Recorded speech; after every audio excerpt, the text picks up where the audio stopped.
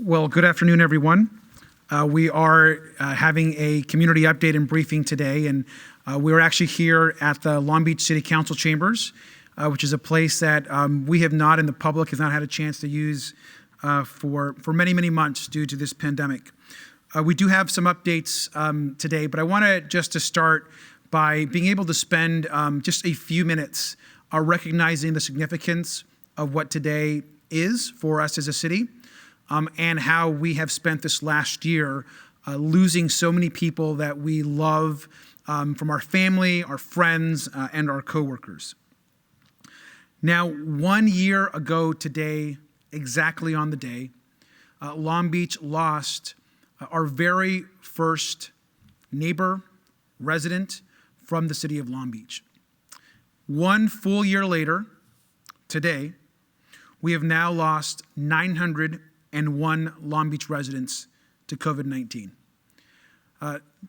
COVID-19 and this pandemic has been the single largest cause of death of any event, any given year in the history of our city. And I've mentioned this before, but not the earthquake of the 1930s, not any year of gun violence, or even at one point at the spike that we had in the 1990s, has taken so many lives from us as a community. So 1 year later, from our very first person that passed to today, where we are at 901 lives that we have lost. And I have personally had conversations and met and talked, communicated, whether it's been through social media, through a phone call, with many people that have lost folks within our community. And I want them all to know that as a city, we mourn with you, we pray with you, we support you. And I personally, of course, understand how deep of a loss it is to lose family in this way, and what has happened over the course of the last year. And my family stands with every single family that has lost somebody. As far as those that we have lost, 70% of them have been our older adults. 20% of them were a bit younger, were over 50, and we still lost even people that were young people in our community. Still, everyone was impacted across the city. And every person, of course, that has passed has left behind a story and a legacy, and we remember each of them individually. I want to first pause and do a moment of silence, and I hope that those that are watching and across the city, I know many are joining, to just take a moment of silence as we pause and reflect on these 901 lives and their families that we will remember in many ways in the years ahead. So let's please begin by just taking a moment of silence.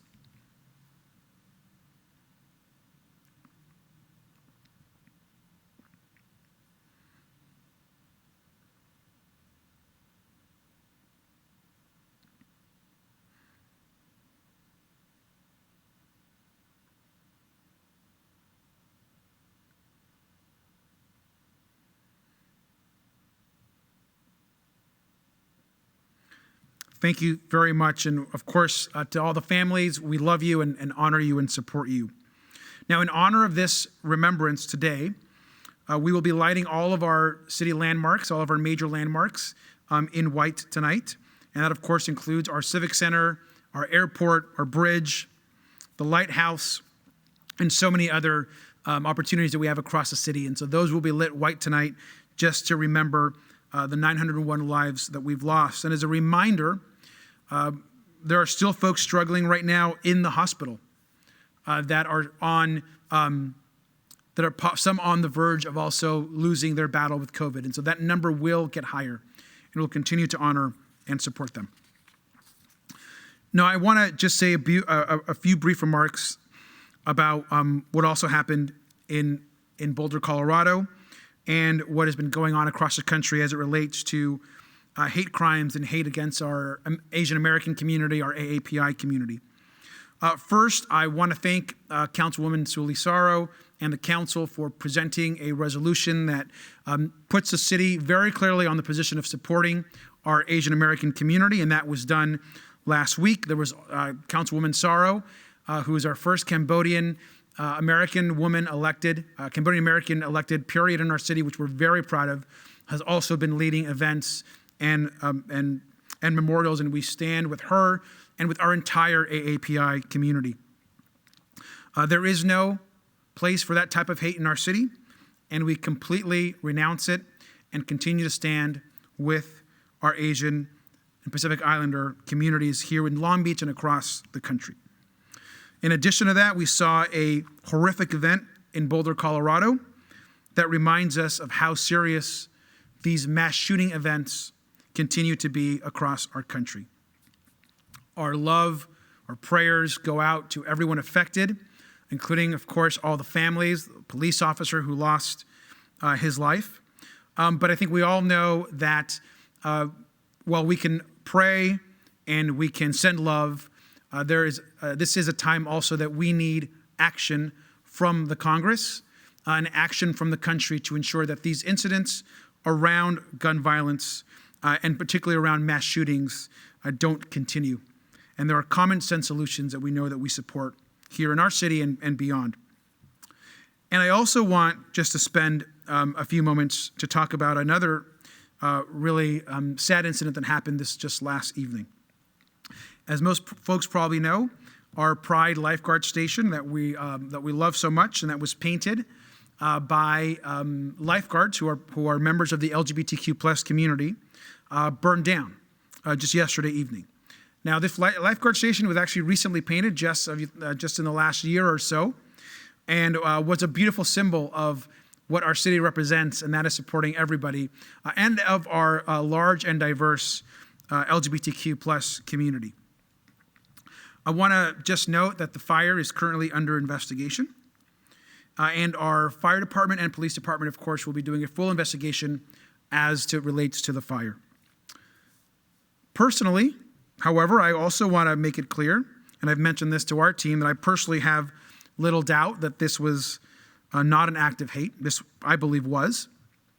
And so to whoever committed this act, just please know that, one, you are not welcome in our community, and two, that we will rebuild the lifeguard station brighter, gayer, and bigger than it was before.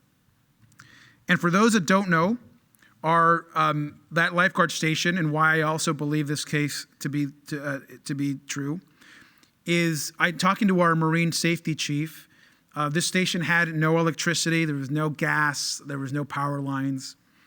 And as far as our marine safety division can remember, there has not been a lifeguard station that has burned down since the 1950s, as far as they can remember. The 1950s. And so, and we're aware, of course, that oftentimes, sometimes people experiencing homelessness or young kids might go out to the stations and hang out around them sometimes at night, even though that's not supposed to happen. But regardless of all of that, the fact that over decades and decades and decades since the 1950s, we've had one lifeguard station burned down, and it was the one that was just recently painted in the Pride colors, I think makes it abundantly clear that this was done by folks that don't believe in the rights and really love that our gay and lesbian and trans and plus community is all about here in our city. So we'll continue to speak out against these incidents. I look forward to the investigation that will continue. But I also want people to know that we're going to build it back, and it's going to look great, and we're looking forward to that as well. And lastly, I just want to note on our vaccine distribution that we continue to do well. And I want to just end, before I turn this over to Dr. Davis, just saying that we have now completed almost 25%, almost 25% as of today, of our entire population has received the vaccine. And when you only count those eligible to receive, so those 16 plus and above, because we know kids can't get the vaccine, it's over 30% of our population. So we're going to be in the days ahead nearing 1/3 of our eligible population will have been vaccinated. And again, it's about 25% of our total population. To put that in perspective, at our neighbors in LA County, they're about 18 to 19% of their total population. So we are doing, I think, a nice job of maintaining a good pace for the county and for the state. And so with that, again, it is a somber day, but it's one that we also got to stand up against all of the violence and hate that is happening. And I want to turn this over to Dr. Davis, who will be giving us also some additional updates.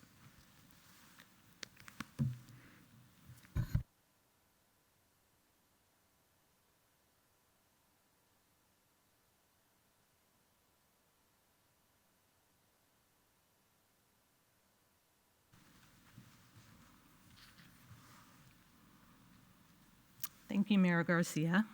Good afternoon. As the mayor mentioned, our country continues to see disturbing acts of violence against Asian American communities and senseless acts of gun violence in general.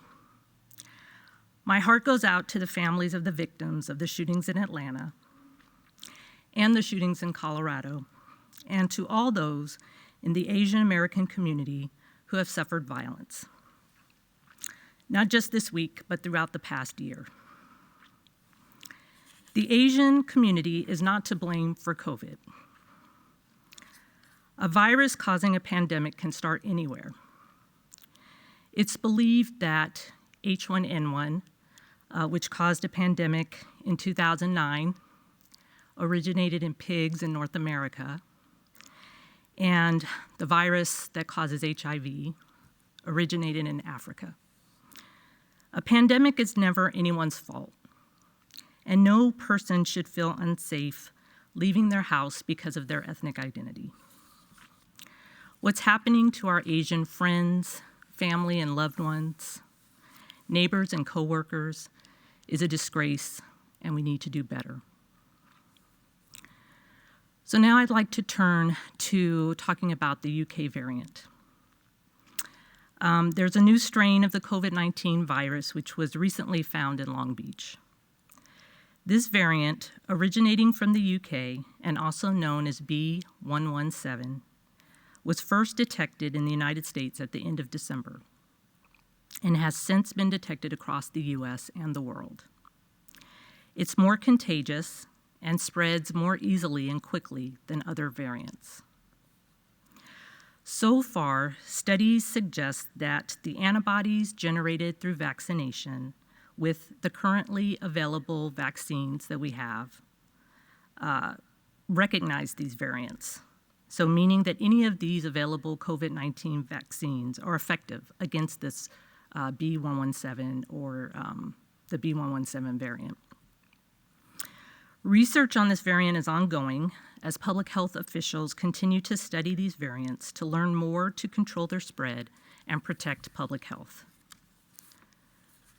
We remind everyone that rigorous compliance with our health order, vaccination when you're eligible, physical distancing, wearing facial coverings, and proper hand hygiene and sanitation are essential to limit the spread of the virus that causes COVID-19 and further protect public health.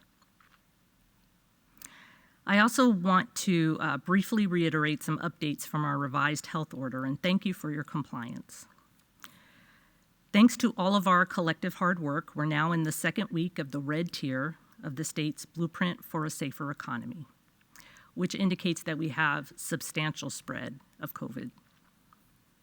In the red tier, various sectors, businesses, and activities have recently resumed certain operations with capacity and other restrictions, including indoor dining at restaurants and indoor operations at gyms and fitness centers.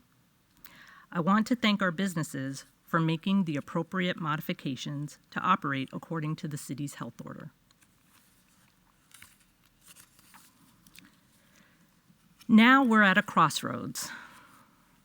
People are getting vaccinated, and more people than ever are immune, either from vaccination or from being infected with COVID-19 in the past.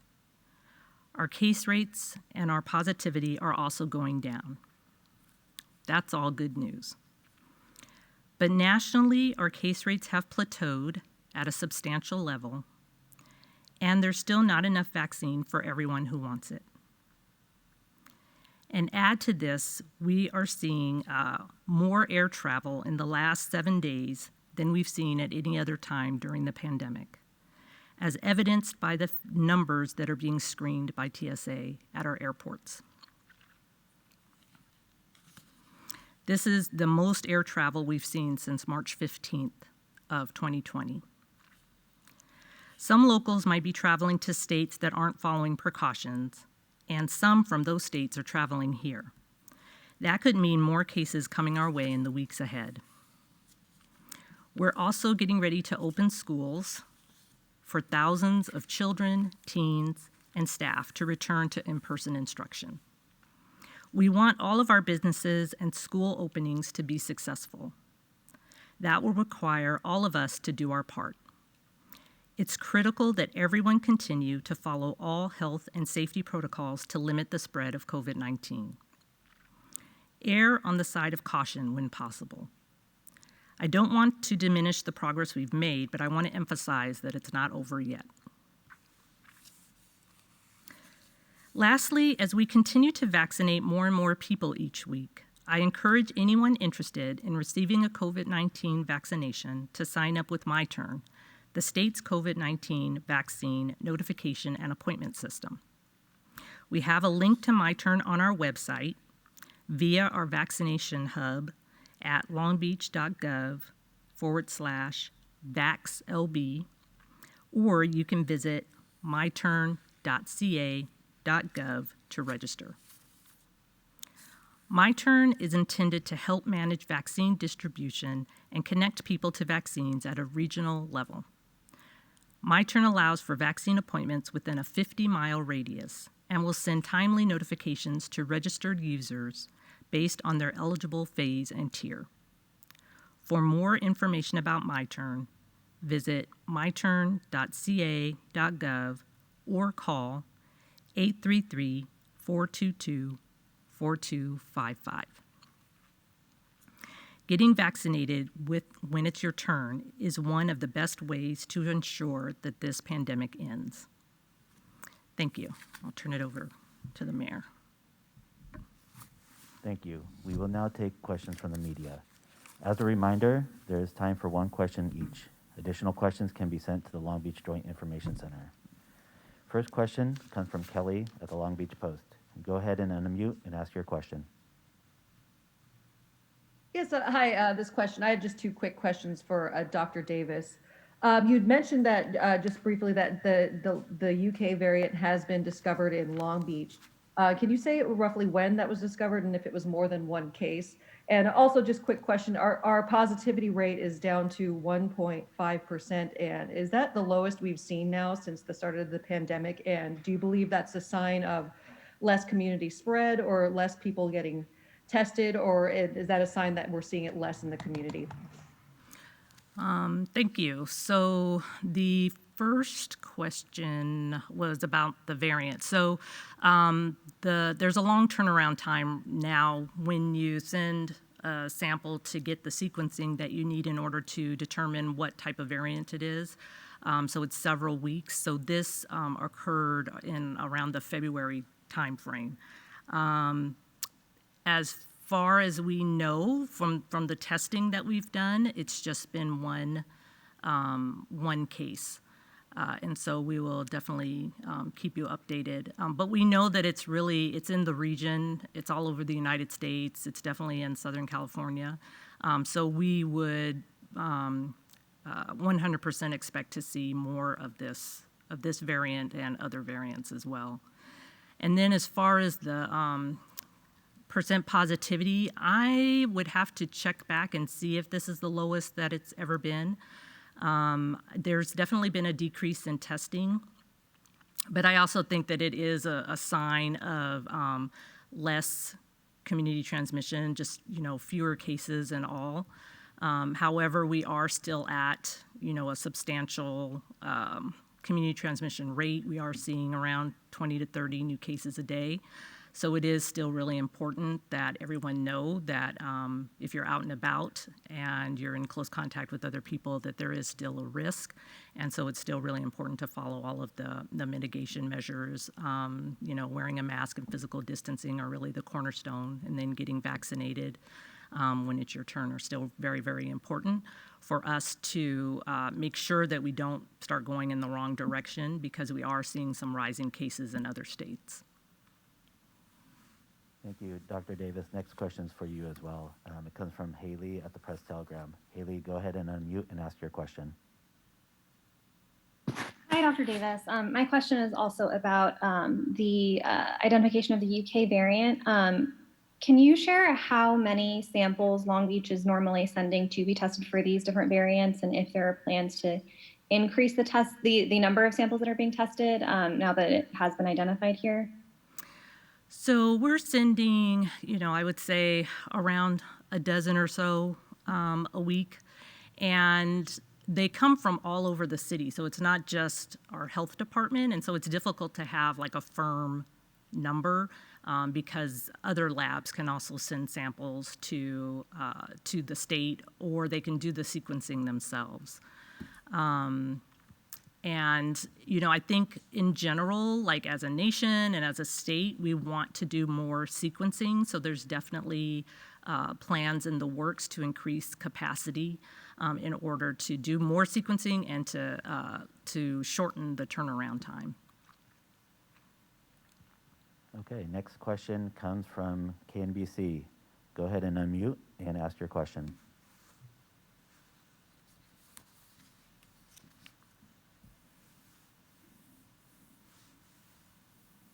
Okay, we're going to go ahead and move on. Next question is for the mayor. It comes from Elena at the Long Beach Post. Elena, go ahead and unmute and ask your question. Yes, hi. I wanted to ask about the Pride Tower, and I was wondering, Long Beach prides itself in being a very diverse and welcoming city, including to members of the LGBTQ community. Were you surprised when you heard that the lifeguard tower had been destroyed, and kind of what was your personal reaction as a member of that community? I think, first understanding that I remember my first call, and I was talking to our Marine safety chief this morning, and trying to remember the last time an actual lifeguard station had burned down. And I thought, I don't remember one since as long as I've been in Long Beach. It's been a couple decades, and we did, he did some quick research, and they can't recall or have an incident going back all the way to the 1950s. They've gone all the way back to then, and so it was surprising to see, of course, a lifeguard tower burned down, but for it to be the one tower that was recently painted in Pride colors was surprising from a perspective of how supportive the city is. But that doesn't diminish that there is still hate that exists and hate incidents that happen across our city. I was mentioning to someone earlier today that as an openly gay person, certainly as mayor of our city, I get some horrific messages still on occasion. I've had folks walking down the street call me the F word. Which is obviously a term that is should not be said to people, and I'm the mayor, so that happens to me. It happens to a lot of people, and so there is still hate and incidents that happen to gay people, to trans people, to lesbians in our community, to queer folks in our city. That is happening every day, and so yes, Long Beach is a beautiful, diverse, inclusive place. It is probably more progressive on LGBTQ plus issues than most places across the country, but that doesn't diminish that hate and incidents and prejudice it all still exists. It exists in our country, and it exists in Long Beach. And unfortunately, it is perpetuated by sometimes folks in government, and it is perpetuated by folks that don't believe that everyone should have equal protections under the law. And so I personally am both saddened and angered by the incident that happened, and feel as a member of this community that it was absolutely motivated by these people that don't believe in equality for everyone. Thank you. That concludes questions. We will now move on to Spanish interpretation.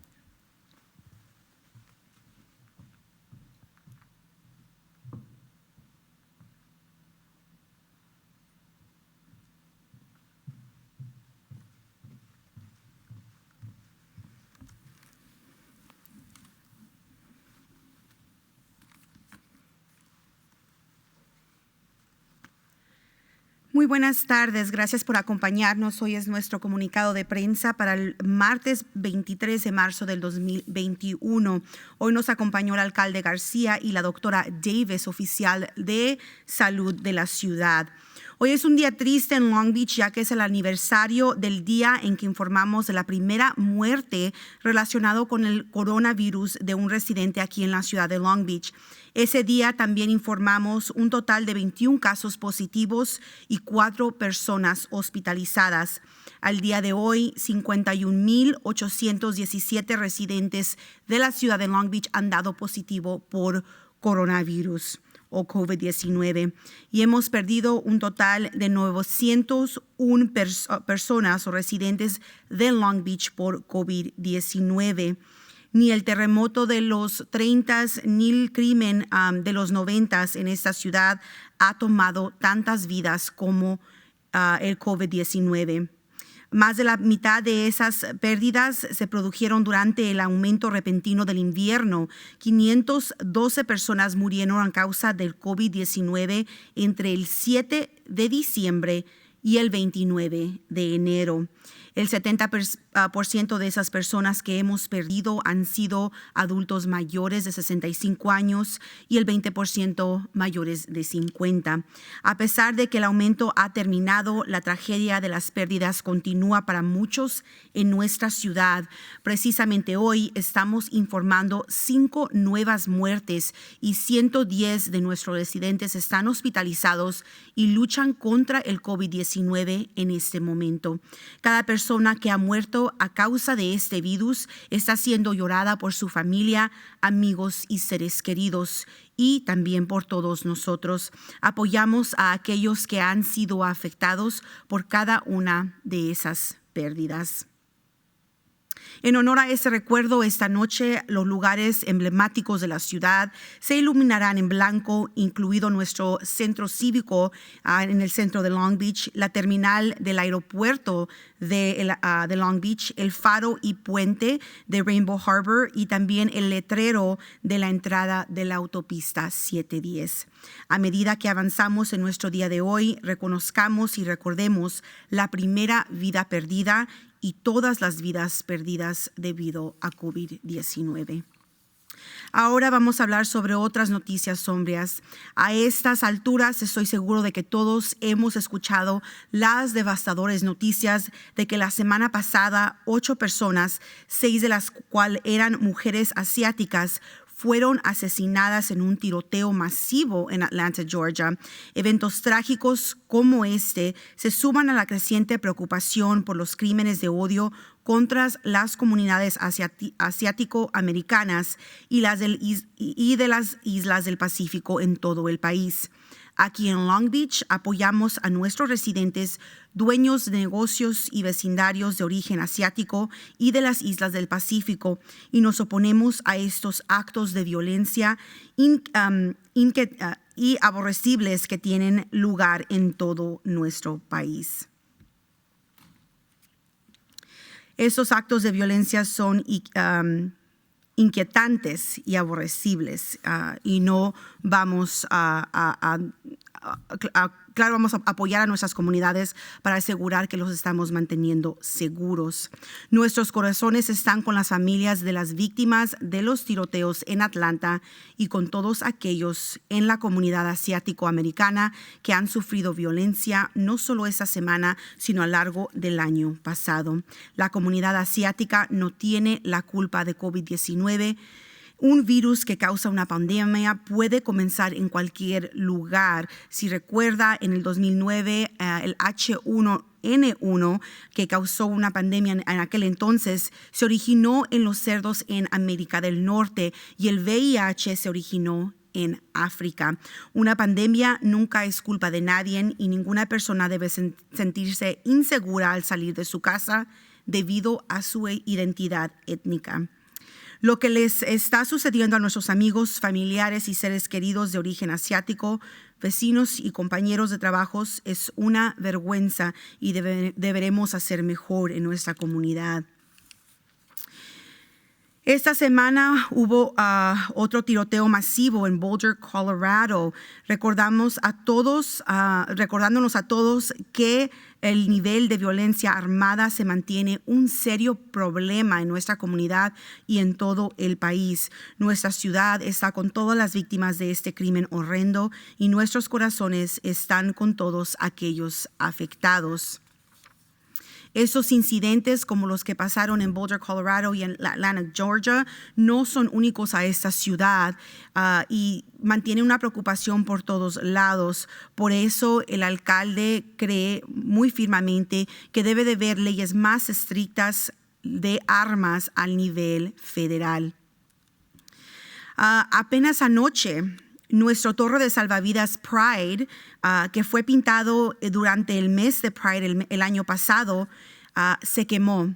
Y el incendio está bajo investigación y el alcalde mencionó que él personalmente cree que fue un acto de odio. Y la torre sirve como un símbolo en nuestra comunidad del gran apoyo de diversidad de los bomberos, nuestros salvavidas, nuestra ciudad y también toda la comunidad gay, lesbiana que llaman a Long Beach su casa. Para la persona que hizo esto, no es bienvenida en nuestra comunidad y lo vamos a reconstruir más fuerte y brillante que nunca. Vamos a asegurarnos que todos estemos apoyando a todos los residentes en esta ciudad.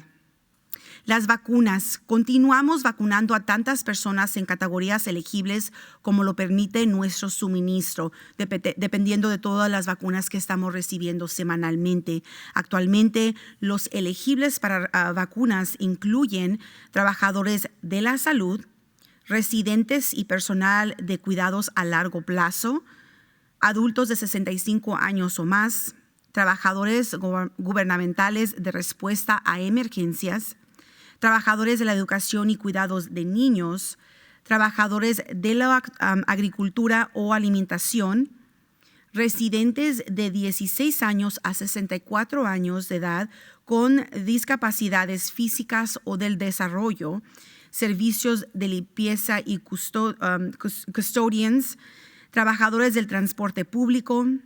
Y la semana pasada comenzamos a vacunar a los residentes de 16 a 64 años de edad con afecciones médicas subyacentes. Hasta ayer se han administrado un total de 177,694 dosis de vacunas en Long Beach a personas que viven o trabajan en la ciudad. De estos, 117,835 son primera dosis y casi 60,000 son la segunda dosis. Se han vacunado más de 113,000 residentes de Long Beach. En general, el 21.1, un poquito más de 24% de nuestra población ha recibido al menos una dosis de la vacuna. Y si miramos solo aquellos que son elegibles para la vacuna, personas que son de edad 16 para arriba, hemos vacunado más del 30% de nuestra población aquí en la ciudad de Long Beach. Como recordatorio, todos los residentes, incluso aquellos que han recibido la vacuna, deben continuar cubriéndose la boca, manteniéndose con una distancia física adecuada de los demás y seguir practicando todos los protocolos de salud y seguridad. La variante del Reino Unido, aquellos de ustedes quizás ya hayan escuchado que una nueva variante del virus COVID-19 ha sido encontrada recientemente aquí en la ciudad de Long Beach. Esta variante originario del Reino Unido se detectó por primera vez en los Estados Unidos a finales de diciembre y desde entonces se ha detectado en los Estados Unidos y por todo el mundo. Aquí en la ciudad de Long Beach, la doctora Davis mencionó que aproximadamente fue aquí detectado en febrero. Se propaga más fácil este variante y rápidamente que otras variantes y puede resultar en un mayor riesgo de síntomas fatales y enfermedades relacionadas. Hasta ahora, los estudios sugieren que los anticuerpos generados mediante la vacunación con las vacunas autorizadas actualmente reconocen estas variantes, lo que significa que cualquiera de las vacunas de COVID-19 disponibles es eficaz contra esta mutación. La investigación sobre esta variante está en curso, ya que los funcionarios de salud pública continúan estudiando estas variantes para obtener más información sobre cómo controlar su propagación y proteger a la comunidad. Recordamos a todos que el cumplimiento riguroso de nuestra orden de salud, la vacunación, el distanciamiento físico, el uso de cubiertas faciales, higiene y desinfección adecuadas de las manos son esenciales para limitar la propagación del virus que causa COVID-19 y protege aún más la salud pública. Eso también contra las variantes. También queremos reiterar brevemente algunas actualizaciones de nuestra orden de salud revisada. Gracias a nuestro arduo trabajo colectivo, ahora estamos en la segunda semana del nivel rojo del Plan Estatal para una economía más segura. En el nivel rojo, varios sectores, negocios y actividades han reanudado recientemente ciertas operaciones con capacidad y otras restricciones, que incluyen comidas en interiores en restaurantes y operaciones en interiores en gimnasios y centros de fitness, de ejercicio. Queremos agradecer a nuestras empresas por realizar las modificaciones apropiadas para operar de acuerdo con la orden de salud aquí de la ciudad. Aunque tenemos avances, las personas se están siendo vacunadas, las tasas de casos y la positividad también están disminuyendo localmente. Tenemos que hablar también a nivel nacional. A nivel nacional, nuestras tasas de casos se han estancado a un nivel sustancial. Todavía no hay suficientes vacunas para todos los que lo desean. Agregue a esto que ayer fue el primer día consecutivo en el que los TSA, los que esculcan durante su visita al aeropuerto, examinaron a más de 1 millón de personas. Estamos viendo más viajes de los que vimos en Día de Acción de Gracias o durante las vacaciones del invierno, de Navidad y Año Nuevo. De hecho, esta es la mayor cantidad de viajes que hemos visto desde el 15 de marzo del año pasado, más de un año que hemos visto esos números de personas viajando en el aeropuerto. Así es que vamos a tener mucho cuidado. Es posible que algunos viajen a estados que no estén siguiendo las precauciones y algunos de esos estados viajen a nuestras ciudades. Eso podría significar que se presenten más casos en las próximas semanas, ahora que estamos viendo más viajeros a nuestra ciudad y personas de aquí visitando a otros locales. También nos estamos preparando para abrir escuelas con miles de niños, adolescentes y personal que regresen a la instrucción en persona. Queremos que todos nuestros lugares comerciales y escolares sean exitosos. Eso va a requerir que todos hagamos de nuestra parte. Es fundamental que todos sigan siguiendo todos esos protocolos que acabo de hablar para asegurarnos que no sigamos la propagación de este virus. Sea precavido cuando sea posible. No queremos disminuir el progreso que hemos logrado hasta esta fecha y queremos enfatizar que esto aún no ha terminado. Todavía estamos en medio de una pandemia. Por último, a medida que continuamos vacunando a más y más personas cada semana, recomendamos a cualquier persona interesada en recibir una vacuna de COVID-19 que se vaya a inscribir a My Turn o Mi Turno. Es el sistema estatal de notificación y citas de la vacuna COVID-19. Tenemos un enlace a My Turn de nuestro sitio, así es que puede visitar nuestro sitio de web en la página longbeach.gov//VIC VAXLB grande, VAXLB. O puede visitar a la página del estado que se deletrea myturn.ca.gov para registrarse. Recuerden que mencionamos hace 1 o 2 semanas que ahora vamos a tener que registrarnos por el sistema estatal. MyTurn tiene como objetivo ayudar a administrar la distribución de vacunas y conectar a las personas con las vacunas a nivel regional cuando sea su turno. MyTurn permite citas para vacunas dentro de 50 millas de radio y envía notificaciones oportunas a los usuarios registrados según su fase y nivel elegible. Para obtener más información sobre MyTurn, visite la página de web que acabo de mencionar. Se las diré otra vez, es MyTurn, myturn.ca.gov o llame a 833-422-4255. Vacunarse cuando sea su turno es una de las mejores formas de asegurarse de que esta pandemia termine. Les agradecemos por su tiempo. Muchas gracias por acompañarnos. We thank you for joining us. If you've tuned in during our Spanish translation, you can visit our Facebook page to see the press briefing from the beginning with Mayor Garcia and Dr. Davis. We thank you for joining us.